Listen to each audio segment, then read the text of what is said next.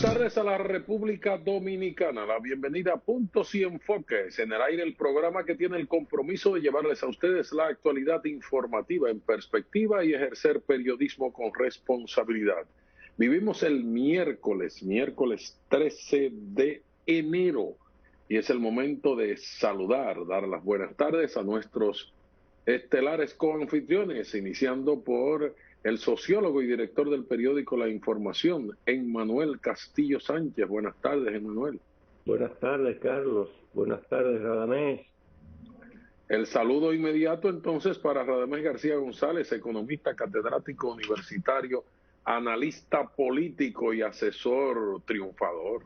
Buenas tardes, Radamés. Buenas tardes, Carlos, Emmanuel y Alejandro Esteban, que asoma por ahí. Ahí viene entonces el Benjamín del equipo, el académico, el periodista Alejandro Esteban, director de la Escuela de Comunicación Social de la Pontificia Universidad Católica Madre y Maestra. Buenas tardes, Alex. Buenas tardes, Carlos. Saludos, Emmanuel. Saludos, Radamés. Nuestra teleaudiencia, como siempre, un gusto, un placer inmenso interactuar con ustedes aquí en Puntos y Enfoques. Aquí está el equipo completo entonces para este miércoles, mitad de semana laboral, día 13. Vamos a tener, como siempre, un resumen de las últimas informaciones, tanto nacionales como internacionales, destacando una que ha ocurrido hace poco en los Estados Unidos sobre la suerte de Donald Trump en estos últimos días de su mandato, que debe terminar justo en una semana, el próximo miércoles. Radamés García nos trae los detalles en su acostumbrado resumen. Muy bien, empieza con lo que tú has señalado, Carlos, de que la Cámara Baja en Estados Unidos aprueba un nuevo juicio político a Donald Trump tras asalto al Capitolio. Sin embargo, el presidente del Senado, que es republicano, McConnell, dice que no convocará al Senado para juicio político. Es una lucha de poder, ¿no? Intereses políticos expresándose en el Congreso de Estados Unidos. Presidente Luis Abinader anunció Plan Nacional de Viviendas Familia Feliz. La presidenta de la Cámara de Representantes, Nancy Pelosi, dice que Trump debe irse porque es un peligro claro y presente para Estados Unidos. Hay irregularidades graves en las sedes, dice el ministro de Energía y Minas, Antonio Almonte, en relación a la gestión pasada. Estados Unidos exigirá prueba PCR negativa a pasajeros de aerolíneas. Es decir, el que va a viajar a Estados Unidos tiene que tener una prueba de que es negativo en el COVID. Los beneficiarios del programa Supérate ya están identificados y pocos serán de nuevo ingreso, dice su directora Gloria Reyes. UNICEF, que es la institución de las Naciones Unidas dedicada a los niños, propone el regreso a las aulas porque los niños no pueden permitirse otro año sin escuela. Plantea la educación presencial. Seguimos. Amplían a más de 20,000 el número de soldados para la investidura de Joe Biden. Tú sabes que hoy es el día del historiador, ¿no? Sí, también hoy es el día de la alfabetización, que debemos comentar un poco de eso. La Academia de la Historia se lo dedica a José Gabriel García, que es el primer historiador dominicano. Como el padre de la historiografía. Policía defiende accionar de sus agentes en casos criticados por la población. Han estado saliendo una serie de videos de supuestos o reales actos de represión de la policía y hay un gran debate que ahorita podríamos comentarlo, Carlos. Sí, ese es un tema que ya ayer habíamos tocado un poco de eso. Sí, yo creo que ese tema deberíamos volverlo porque noto que está muy presente en la opinión pública, Carlos. No, ese es un tema de todos los días, es un tema de todos los días. Sí. Obras Públicas anuncia plan para mejorar infraestructuras en el país. Un buen anuncio. Gobierno comprará 100.000 quintales de cebolla para estabilizar el precio. Oye, tan importante que la cebolla para combatir, para fortalecer los pulmones, Carlos, tú no te imaginas. Se usa mucho como remedio casero. Sí, siempre se ha usado. Tiene una propiedad, creo que se llama quercetina, que ayuda a fortalecer los pulmones. De manera que, Manuel, a comer cebolla, Manuel. La cebolla, Manuel. Tendremos que aprender a comer cebolla entonces. Y República Dominicana aclara que no pagará por nuevos hospitales en Haití. Tú te vas a salir con las tuyas, Manuel. Ya empezaron las aclaraciones. Sí. Bueno. Comenzaron a deshojar el proyecto. Sí. Bueno, ese es el resumen, Carlos, bastante amplio. Hay que agregar que hubo un fuego hoy en la mañana, temprano, en un edificio, inició en la madrugada, cerca de las 2, en el sector Villajuana de la capital, y dejó pérdidas millonarias en una empresa, y se habló mucho de esto, una papelería. Por otra parte, también hay que señalar que hubo una declaración hoy de Reinaldo Pared Pérez, todavía secretario general del PLD, quien en una carta anuncia que no quiere que se le incluya dentro de candidaturas o para continuar al frente de la Secretaría General del partido, y como miembro del comité que tampoco aspira a seguir en el comité político, y que seguirá en el comité central, pero como un miembro pasivo. Sí. Alega razones de salud, ya sabemos el tema del cáncer de esófago, y él lo relata en su escrito, y también él destaca sus 45 años de militancia en el PLD. O sea que él es de los fundadores prácticamente del partido. Eso es parte de lo que tenemos. Es una retirada ordenada que él está haciendo de ese partido. Sí, pero eso deberían de hacer otros miembros del PLD, de su cúpula, porque si no se renueva esa cúpula, el PLD va a seguir mucho tiempo como partido de oposición. Se va a alejar del poder, más de lo que está. El PLD, yo insisto en lo que dije desde el principio, siguiendo las expresiones de los soviéticos de su época y de los comunistas de moda y los socialistas. Hay que hacer una purga en el PLD, es necesaria una purga de la dirigencia del PLD. Hay que renovar esa organización para despojarla de todo lo malo, y hay muchos militantes valiosos y personas hasta fundadoras del partido con muchísimos méritos que se sienten marginados y que están en situación difícil, inclusive, a pesar de que ha terminado la era del PLD, o estamos viviendo el inicio del fin de la era del PLD después de 20 años de gobierno, los últimos 16 consecutivos. El PLD necesita un sacudión, y parece que el PLD no está actuando conforme a lo que siente el pueblo. Deberían de hacer los PLDistas, que son tan teóricos y les gusta investigar tanto, un levantamiento de cuál es la percepción que se tiene.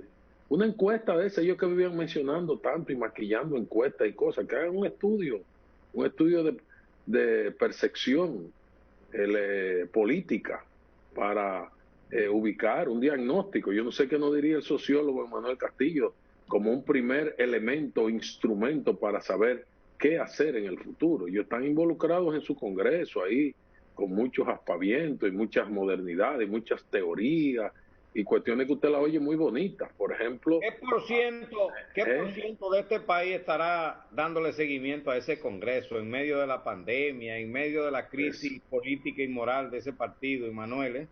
Tú dijiste crisis política y moral. Pusiste la otra, la parte de la imagen, de la credibilidad. No, y en el contexto de la pandemia, ¿qué por ciento de este país le está dando seguimiento a eso? Yo pienso que muy poca gente le puede interesar lo que le pase a...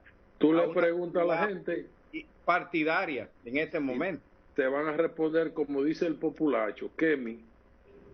Te van con esa expresión del populacho, Kemi. Alejandro se ríe nada más. Mira, traducir eso. ¿Tú sabes el Kemi? Yo admito mi ignorancia de lo que significa eso. Quizá Alejandro no puede. Alejandro, sí, Alejandro. ¿Qué es lo que significa, Carlos? ¿Qué me importa a mí? ¿Qué me importa a mí? Ya. Pero bueno, hablando un poco en serio con respecto a esto de la crisis del PLD. Ajá, dale, Castillo. El problema de los partidos es mantener viva la expectativa de ser un instrumento de coordinación de la función de repartición, que dicho más sociológicamente quiere decir en función del aspecto relacionado con la división del trabajo, es decir, con la formación de clases.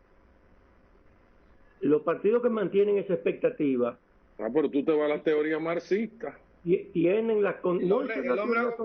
Esa es la teoría sociológica en general, sobre los partidos políticos, por ejemplo.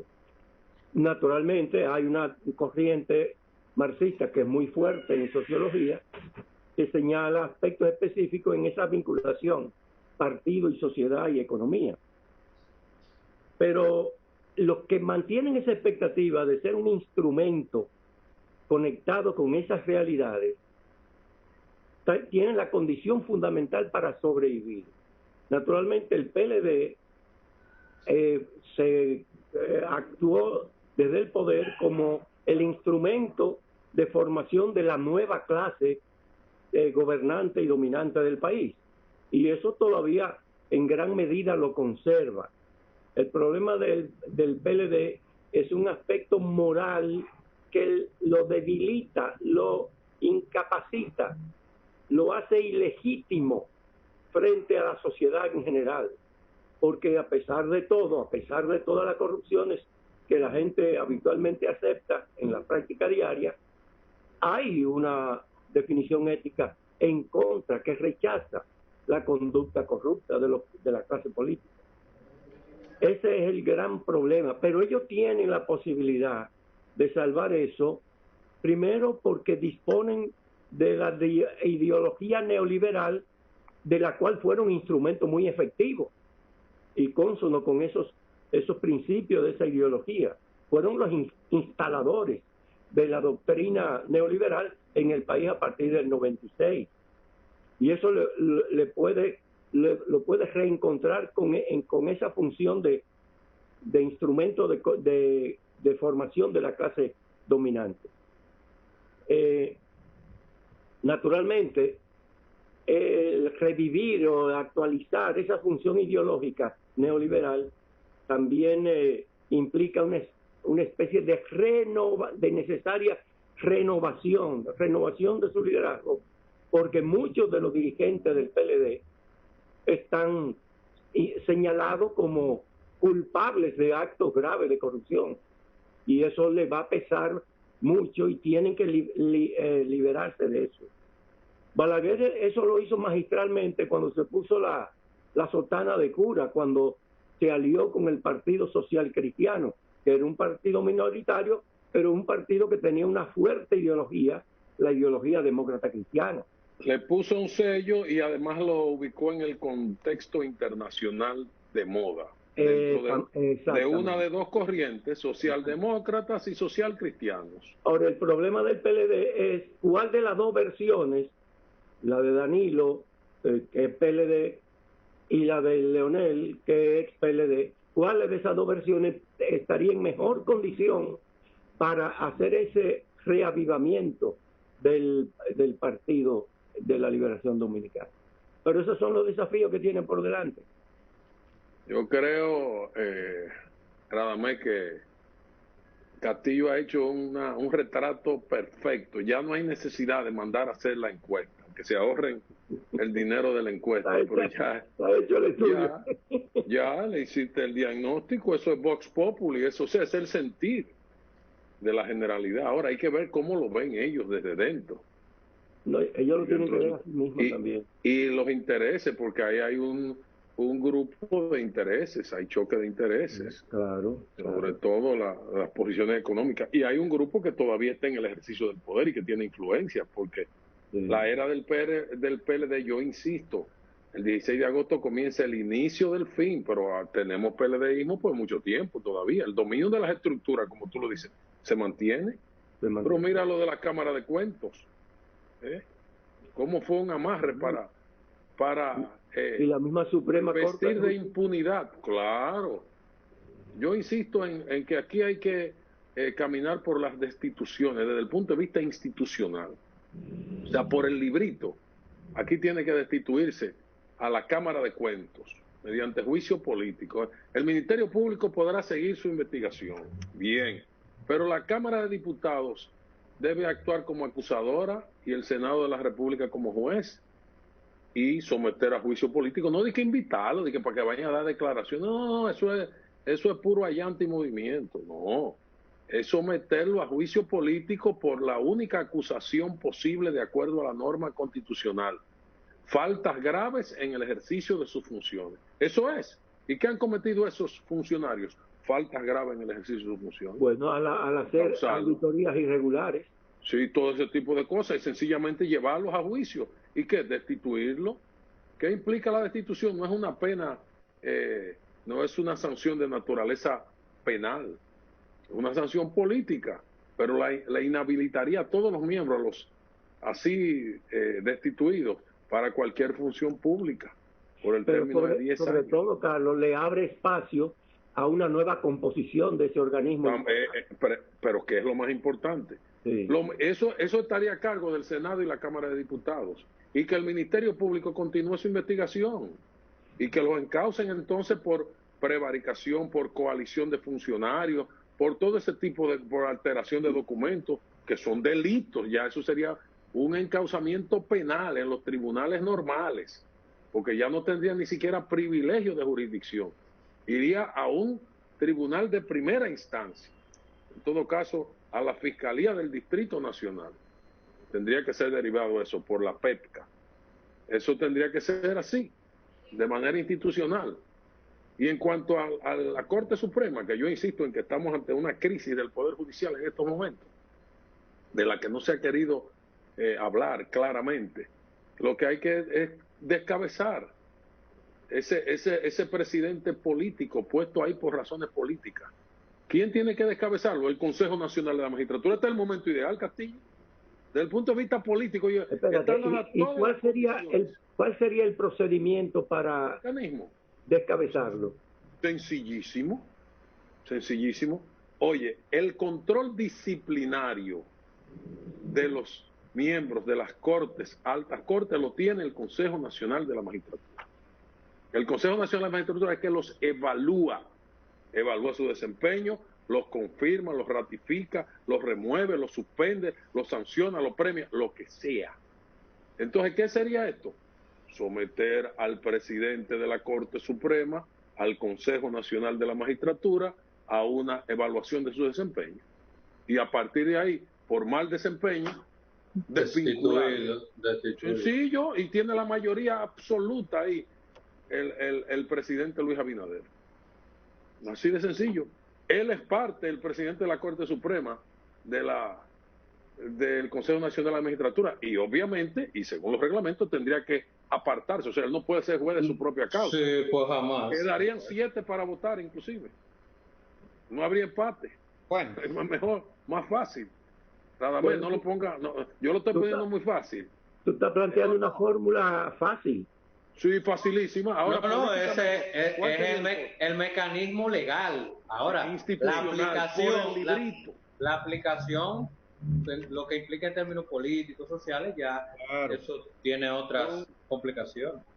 Son actores moviéndose en la escena política. Ajá, vamos a ver, Radamés.